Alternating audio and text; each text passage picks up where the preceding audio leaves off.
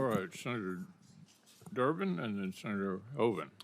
Thanks, Mr. Chairman, and thank you to the panel for being with us today. There's one aspect of the United States military which is not unique but is noteworthy that I have always marveled at, and that is the efforts made to prepare the men and women who serve in your various branches for battle and for service, which include not only your training, obvious training, but civic education as well. But all of our branches of the service have been careful to draw the line when it comes to partisanship and political involvement. And I would say with the time I've been involved in public life, very few exceptions. Men and women in the military do not display partisan feelings when it comes to politics in America. This side of the table is largely political animals. That side, particularly those in uniform, we expect to be somewhat down the middle of the road, not involved in any partisan identification activity. General Smith, am I right in that observation? Senator, you are. We are apolitical by nature. Why is that important? Well, it's important to our Constitution because we support the Commander-in-Chief, whoever he or she may be. Admiral Kilby? I concur. Secretary Phelan? I concur. I'm glad. I hope that I had dinner Saturday night with a friend who had been in the military for over 30 years, and he said his greatest fear was evidence he's seen of partisan activity in the uniformed military. I hope that doesn't happen. It shouldn't happen. It shouldn't favor my party, their party, any party in that regard. I'd like to say a word, or have you say a word about the quarterdeck of the Navy, which is what we characterize Great Lakes Naval Training Station. It's the only boot camp and primary surface warfare specialty training center in the United States. And in the state of Illinois, we are damn proud of it. I think one of the things that I'm concerned about is quality of life, always. I can recall speaking to a chief petty officer who was transferred from Virginia to Illinois and asking him how his family liked Great Lakes. And he said, I didn't bring my family. I left my family behind in Virginia.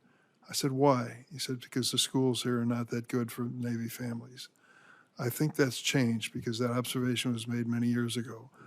But I'd ask you, Mr. Secretary, when it comes to quality of life, what efforts are you making? What efforts should I be making to address any quality of life issues for those who are part of Great Lakes? Thank you, Senator, for the question. Obviously, important one to you and one of my top priorities as well, as I mentioned in my opening statement. I continue to visit as many infrastructure bases as I can, and I am examining a number of different things. One, some of the private management of our infrastructure and bases. I'm still trying to understand how that economic model works and what exactly are we paying for. To be honest, I was in Guam and driving by a set of barracks in Guam. I saw a perfectly manicured golf course, and I saw buildings which I thought were condemned, which actually had sailors and Marines in there. So I stopped, went into the barracks, went into 2 different unaccompanied housing barracks with mold all over the place, a bathroom that was beyond words. I instructed the admiral there to have our sailors and Marines out of those barracks within 5 days or 10 days because I had just toured a brand new barracks that we had built that was apparently going to take 4 to 5 months to be inspected and cleared for them to move in, yet it looked perfectly fine to me. So I will guarantee you we are going to change the quality of life. We have initiated with the Navy a full review of the barracks. The Marines did that last year, and we are beginning to initiate changes on that. I've heard the complaint you talked about families not being able, when you have 2 service members, one being deployed, being sent somewhere else from the other.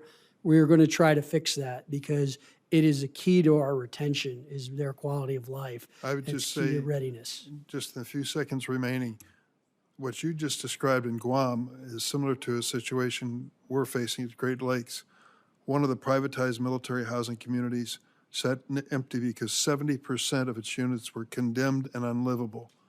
Imagine that. It strikes my heart to think that the men and women who might have occupied that would be in those circumstances. We can't let that happen. When it comes to access to education, it is one of the highest priorities of all families, including Navy families and Marine families.